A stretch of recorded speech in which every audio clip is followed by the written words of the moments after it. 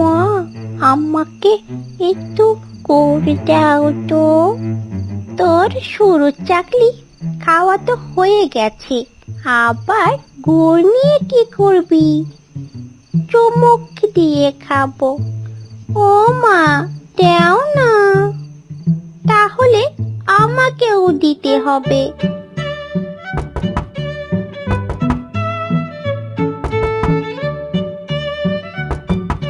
ও কাকি, দরজা খোলো, আমি টিটু। দাঁড়া, যাচ্ছি। আমাদের বাড়িতে ভালো মন্দ রান্না হলেই টিটু ঠিক গন্ধ পেয়ে যায়। ও মা, ওকে অল্প করে গুড় দেবে, নইলে সব খেয়ে নেবে। মার খাবি তুই কিন্তু এবার।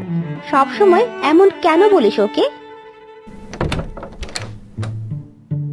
আসসালামু আলাইকুম কাকি। ও, নন্টু এসেছে। আয় আয়, তুইও আয়। পিঠা খাবি? ইয়ে কাকি, আমাকে পিটানোর কথা কেন বলছে? আমার মাও করেছে তো। এই নাও কাকি, মা দুধ পুলি পাঠিয়েছে। বাবা, তোর মায়ের এত তাড়াতাড়ি পিঠে হয়ে গেল। আমি তো সবে পিঠে মরছি। আয়, একটু সরু চাকলি আর পাটিসাপটা খেয়ে যা। কই দুধ পুলি, আমায় দাও। কেন এবার কেন? এক্ষুনি কি বলছিলি টিটুর নামে? কি বলছিল ও কাকি?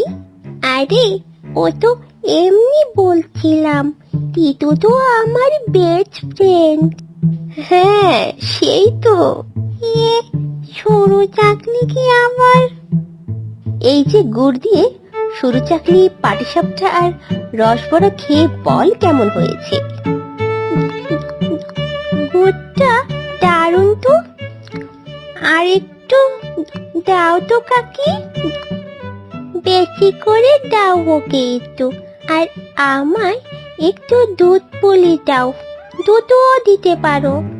ও মা, আমার আর আমার পুতুলের জন্য একটু ছোট মতো পিঠা বানিয়ে দেবে?